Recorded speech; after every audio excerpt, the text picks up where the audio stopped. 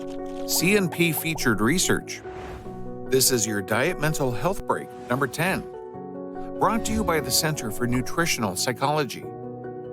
2 minutes to learn and be good to yourself. Scientists propose that ultra-processed foods be classified as addictive substances. Many of us are familiar with the consequences that prolonged use of illicit drugs has on individuals.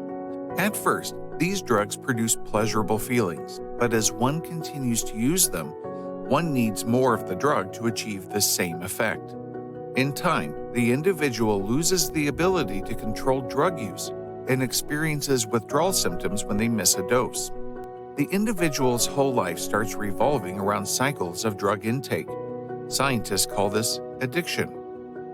Addiction is defined as any behavior an individual cannot adequately control, resulting in harmful consequences.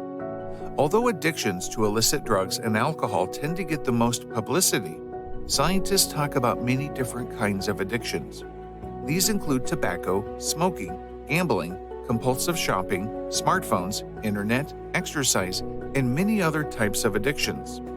Recent studies also show that individuals can display dietary intake behaviors that fulfill the definition of addiction, including binge eating, strong cravings, and inability to control food intake towards ultra-processed foods. Ultra-processed foods contain various additives and ingredients not typically used in home cooking, such as preservatives, emulsifiers, sweeteners, and artificial colors and flavors. They typically contain 5 or more ingredients and very few unprocessed or minimally processed food components. Studies have linked their regular intake to various health problems. A recent study by Gaerhart and colleagues noted that 2 reviews of 281 studies from 36 countries found that 14% of adults and 12% of children worldwide showed indications of being addicted to food.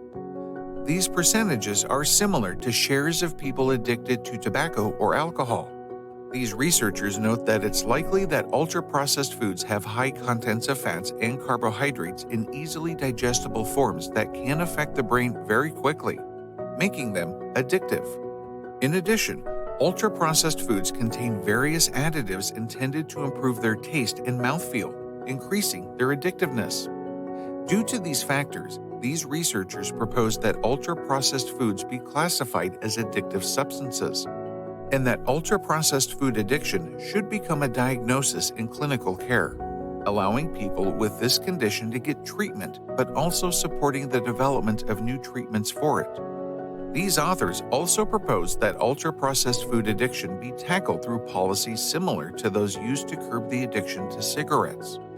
These policies would target the production and sale of addictive foods, prevent the use of substances or processes that increase the addictiveness of food items, and include other measures as well. Still, this should be done with care and in a way that does not reduce food security for anyone. Ultra-processed foods are still foods, and food is necessary for survival.